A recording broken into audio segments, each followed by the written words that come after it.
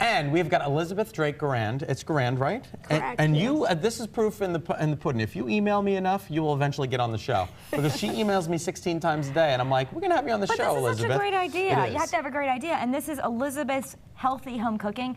And many of us don't even realize it. I remember I found out I was getting headaches and things like that, and I thought, I don't have allergies. I don't have anything. A lot of people have hidden food allergies, so the choices that you make when you're making something can make you feel so much better. And these are some of the tips that we're going to find in your cookbook. Absolutely, yes. So there are recipes plus tips on what to do with food and what not to do with food. Yes. First, the flour is really important. All right, well, what I'm going to do is I'm going to just tell you, it's all about healthier choices. It's all the choices that we make. And what in my book, what I've done, it's not just a cookbook. It's a book that tells you what the better food choices are. Okay. For instance, with the flour. Yeah. The flour that I personally use at home is unbleached. Unbleached. Unbleached. And the reason why I use unbleached is because it's naturally, the manufacturers naturally will let the flour age so that it bleaches and turns white.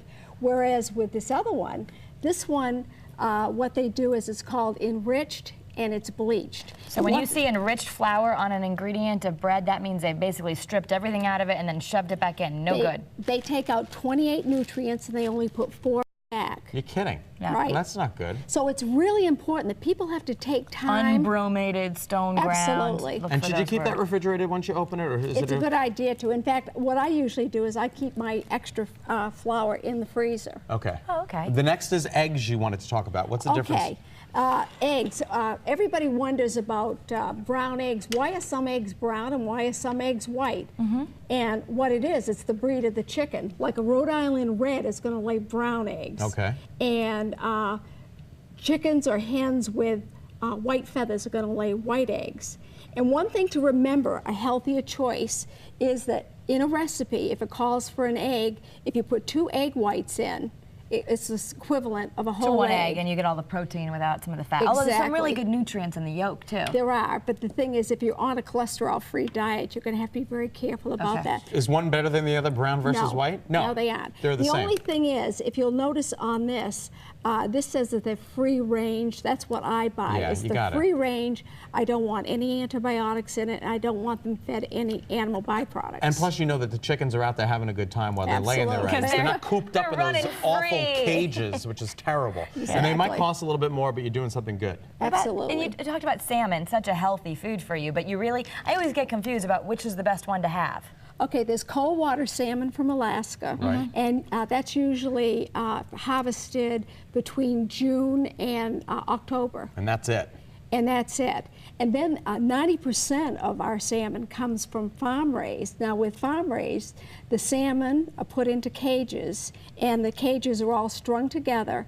And what they do, they're fed pellets. Oh. And because there's so many fish in one area, they have a tendency to get bacteria. So you're saying as a choice between farm raised or in a can is actually better. Exactly, because of the fact that it's cold water and it's Alaskan. Now what they also do in the farm raised is in the pellets they put coloring, because salmon will naturally get their red coloring from what they eat in nature. Okay, got it. And they don't have that in the farm raised. And what's the potato tip? Because we want to get to that. I heard that's very interesting.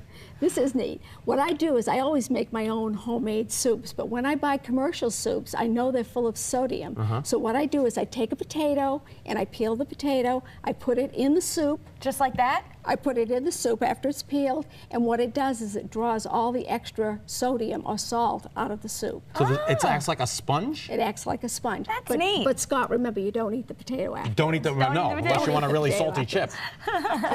Another tip that you can have, we all like pasta, we all like potatoes, but what happens is when you're cooking it on the stove, it has a tendency to boil over. Now, if you put the oil in with the pasta, your sauce isn't going to stick. Right. So a better alternative is you take your oil and you spray it around the upper rim of your pan, it doesn't boil over. and it won't boil over. That's very good. Guaranteed. And these are all in the book? Everything is in the book. Elizabeth's Healthy Home Cooking. And where are you from? What town? I'm from Bristol. And you can get this book where? You can buy it at Southside Market and A couple of other places. We'll put them on the website. Okay, right. I know because I have them Beacon Pharmacy is one of them. Okay. It's on South Street and also on Collins Road, and then they also have it in Southington. Thank you so much for coming in, Elizabeth. Yeah, making our lives a little bit better. I am going to just do that with my potato and my soup. Yeah, I That's love awesome. the potato. All right, we're going to be right back. We've got Mrs. Fix-It coming up, and I don't know how she can top Miss Garand, but we're going to have to see.